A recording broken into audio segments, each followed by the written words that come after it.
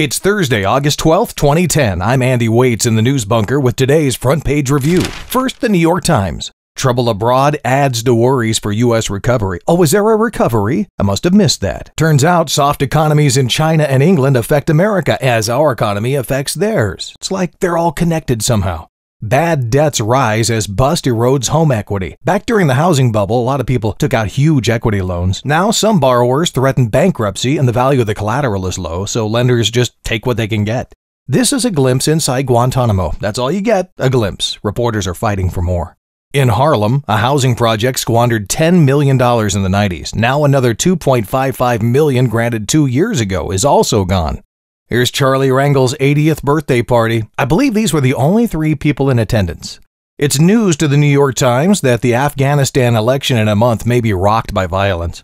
In China, when a patient dies, the family often takes it hard and turns on the doctor. More than 5,500 medical workers were injured by angry patients or relatives just last year. Obamacare, here we come. Now a look at the LA Times. A Tea Party test in Nevada. The LA Times says Sharon Angle is a Christian conservative extremist. They can't imagine who would vote for such a person over lovable Harry Reid. Iraq is concerned about America's planned 2011 pullout. They can handle insurgents themselves, but they would be vulnerable to attack by another country.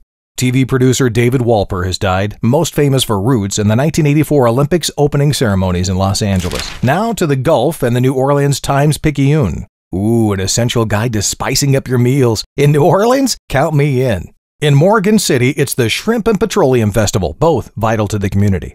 A tropical depression is coming, so New Orleans prepares to batten down the hatches, or whatever they do. The judge who tossed out the White House's 6-month ban on drilling wants to know if the second moratorium is basically the same one he struck down.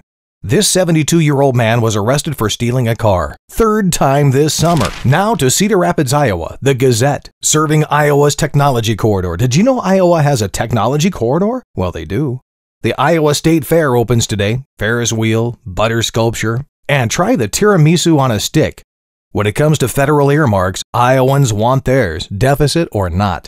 3 days of rain and flooding has killed a 16-year-old girl in Ames, Iowa. These guys are fishing from their apartment balcony. And an Associated Press story making the rounds today about so-called sovereign citizens, about 300,000 of them, who claim they aren't bound by state or federal laws. Yeah. Tell it to your cellmate.